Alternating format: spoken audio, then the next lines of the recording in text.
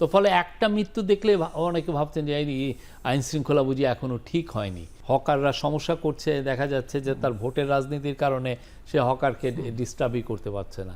আমরা যে ইকোনমিকে হাতে পেয়েছি সেটা একদমই ভঙ্গুর ইকোনমি, অন্তত বাজার করে স্বস্তি পাবেন। এই যে অন্তর্বর্তীকালীন সরকার, সেই সরকারের যে দ্রব্যমূল্য নিয়ন্ত্রণ করা, তারপর এই যে মানুষের নিরাপত্তার যে বিষয়গুলির কথা ছিল, সেই জায়গায় যে অবস্থান কোনো কোনো ক্ষেত্রে আগের তত্ত্বাবধায়ক সরকারের গুলোর তুলনাও কিন্তু এসছে, যে তারা যেভাবে বিষয়গুলো দেখভাল করেছেন সেই জায়গা, এমনকি সচিবালয় দাপ্তরিক পর্যায়ে মাঠের যে মাঠ, সেই মাঠটাও কতটা নিয়ন্ত্রণ আছে, এই প্রশ্নগুলি কিন্তু এসেছিল 24-এ।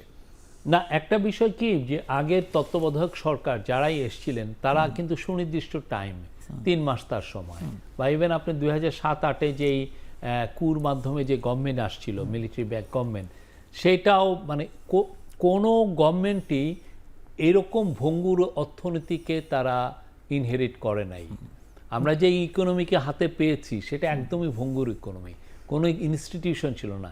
তো ওদের পক্ষে কাজগুলো অনেক ইজি ছিল ইন এ সেন্স, সে তো জানে যে তার ইনস্টিটিউশনগুলো কি, সে সিভিল বিউরোক্রেসিকে কাজে লাগাইতে পারছে, পুলিশকে টোটাল নিয়ন্ত্রণে নিতে পারছে, মিলিটারি তার আজ্ঞাবহ ছিল, সব মিলিয়ে সে জানে সে কাজটা কি করবে। প্লাস তার পকেটে অনেক মানি ছিল যে না কোনো সমস্যা হচ্ছে আমি স্পেন্ড করবো, এবং সাথে ছিল যে তার টাইট 3টা মাস, আমার বেশিক্ষণ, আমি 3টা মাস তো ফুৎকারে চলে যায়, ঠিক না? প্লাস সেরকম কোনো তার উপরে প্রত্যাশার চাপও পারদও অনেক হাই আকাঙ্ক্ষা ছিল না। হ্যাঁ, তো ফলে তাদের সাথে আমার মনে হয় এটার কোনো তুলনায়, আমরা তো একটা গণ অভ্যুত্থানের ফসলের সরকার, এবং সেই সরকার এই যে মানে জনপ্রশাসন, মাঠ পর্যায়ের প্রশাসন, পুলিশ, আমরা এই হওয়ার পরেও আমি মনে করব যে গত 5 মাসে এই ভঙ্গুর অর্থনীতি ইনহেরিট করার পরেও আমরা যে জায়গায় এনেছি, আমার মনে হয় এটা অ্যামেজিং জব। আমাদের যারা ইকোনমিক ম্যানেজমেন্টে ছিলেন, যারা ইভেন ল এনফোর্সমেন্টে ছিলেন,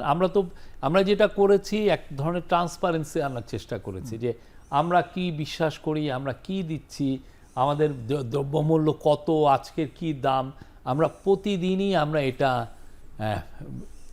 ডিসিমিনেট করছি যে দেখো এটা। এবং আমরা গত মাসে দেখলাম যে দ্রব্যমূল্য যখন আপনি যদি পুরো বাস্কেট ধরেন, আপনি দেখবেন যে দাম কিন্তু অনেক করেছে, পেঁয়াজের দাম কমেছে, দাম কমেছে, কফি বা অনেক শাকসবজি এদের দাম কমেছে। প্লাস আপনি শুধুমাত্র আমরা দেখছি যে আলুটা এখনো স্টাবনলি এটার দাম একটু হাই, চাল বাট বেশি চাল তেমন কিছু অত বাড়েনি, যতটুকু বাড়ার আমরা ভয় পাচ্ছিলাম সেই জায়গায় যায়নি। আর অন্যান্য যেগুলো দ্রব্যমূল্য যেটা আমরা অ্যান্টিসিপেট করছি যে এই রোজার সময় বাড়তে পারে, সেগুলোর ব্যাপারেও আমরা সরবরাহ নিশ্চিত করছি যে আমরা আশা করছি সেগুলো বাড়বে না। এবং গ্লোবালি আমরা মনিটর করছি যে সয়াবিনের মার্কেটটা এটা কি বাড়তি মাঝখানে খুব বেড়ে গিয়েছিল, এটা আমাদের স্ট্রং মনিটরিংয়ে আছে। হ্যাঁ, এটা তো আপনারা আবার দাম বাড়িয়েছেন। হ্যাঁ, তো আমরা মনে করি যে স্ট্যাবল মার্কেট। আপনি যদি এখন বাজারে যান, আপনি অন্তত বাজার করে স্বস্তি পাবেন। না, কিন্তু এই আইন শৃঙ্খলা পরিস্থিতি নিয়ে কতটা স্বস্তিতে আইন আছে? শৃঙ্খলা পরিস্থিতি আমি বলবো যে পারফেক্ট আছে এখন, একদমই নর্মাল।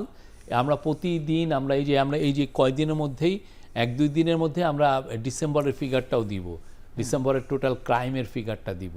এবং আমরা দেখছি যে সেপ্টেম্বরের পরের থেকে আমাদের ক্রাইমের ফিগারটা মানে ছিনতাই, হত্যার, এটা একদমই স্ট্যাবল। আপনি যদি গত বছরের সাথে তুলনা করেন আর এই বছর যেটা হচ্ছে একই রকম আছে, অলমোস্ট এক। আমাদের তো স্ট্যাটিস্টিক ওয়াইজ আপনি জানেন আর্মি মিলিটারির তরফ থেকেও কিন্তু এটা বলা হয়েছে, একটা briefing statistics wise it is almost same গত বছর আর এই বছর।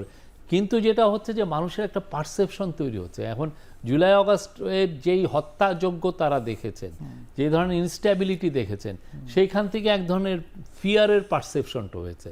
তো ফলে একটা মৃত্যু দেখলে অনেকে ভাবছেন যে এই আইন শৃঙ্খলা বুঝি এখনো ঠিক হয়নি, এই ধরনের একটা পারসেপশন তৈরি। এখন পারসেপশনকে ব্যাটেল করাটা খুব চাপ।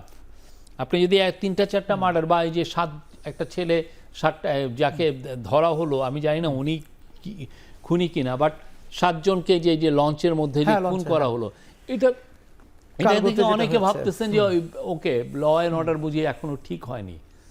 কিন্তু ল অ্যান্ড অর্ডার আমাদের যে বাংলাদেশে যে ক্রাইমের যে ফিগার যে অনুযায়ী হয়, আমরা দেখছি যে এটা প্ল্যাটুইড, মানে একদম মালভূমির মতো হয়েছে, একদম সমান্তরালে কিন্তু এসে সামনে তো পড়েছে। ভোটের সময় রাজনৈতিক দলগুলোর মধ্যে তো এক ধরনের সাংঘর্ষিক অবস্থা এটা তৈরি হয়। এটা হওয়াটা আমরা চেষ্টা করব। আমাদের এখানে এখনো আর্মি ডেপ্লয়েড আছে, আমাদের সর্বোচ্চ চেষ্টা থাকবে এবং পুলিশকে আমরা গুছিয়ে ফেলেছি। আমার মনে হয় না যে ওই সময় খুব বেশি আপনারা আইন শৃঙ্খলার এত অবনতি দেখবেন। আর ট্রাফিক সিস্টেম নিয়ে কথা হচ্ছিল। ট্রাফিক সিস্টেমটা আসলেই আমরা হ্যাঁ, ওই যে আপনারা একবার ওই যে অটো বন্ধ করা, মানে অটো রিকশা চালিত, এখন অটোর বিষয়টা কি, আন্দোলনের পর আবার অটোর বিষয়টা কি, অটো এত অধিক সংখ্যক মানুষ এই অটোতে চড়েন সারা দেশেই। আমি সারা দেশে, এটা একটা ডক্ট্রিন অফ নেসেসিটির কথা হয় না এখন। এটাকে আসলে শৃঙ্খলায় ফেরানো, এইটাকে সামনে রেখে আমরা কিভাবে ইয়েতে শৃঙ্খলায় ফেরবো, এটার জন্য আমরা কিছু এক্সপার্টকে অ্যাসাইনও করেছি। ঢাকার ট্রাফিক ডিপার্টমেন্টও এটা নিয়ে কাজ করছে।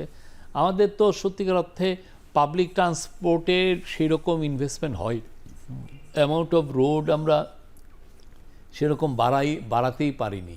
আমরা খুব বড় বড় প্রজেক্টে ছিলাম, বড় বড় ছোট ছোট ক্ষুদ্র ক্ষুদ্র কাজেও যে আমি কোয়ালিটিভ কিছু চেঞ্জ আনতে পারি ট্রাফিক ব্যবস্থায়, সেইগুলোর দিকে আমাদের লক্ষ্যই হয় নাই। আমাদের আসলে পুরোটাই আগে 15 বছর ছিল হলো বড় প্রজেক্ট নিব, ভাগবাটোয়ারা করতে এটা সুবিধা হয়, এই রকম একটা অ্যাপ্রোচ ছিল।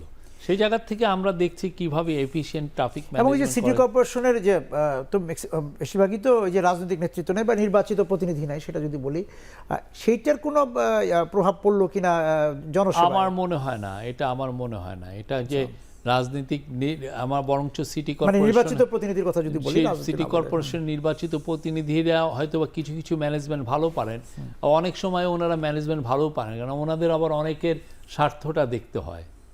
অনেক সময় এই ওই ওয়ার্ড কমিশনারের জন্য দেখা যাচ্ছে একটা সিটি কর্পোরেশনের মেয়র কোথায় না উনি রাগ করবেন, অতএব এই কাজটা করা যাবে না, বা একটা বিশাল জায়গায় হকাররা সমস্যা করছে, দেখা যাচ্ছে যে তার ভোটের রাজনীতির কারণে সে হকারকে ডিস্টার্বই করতে পারছে না।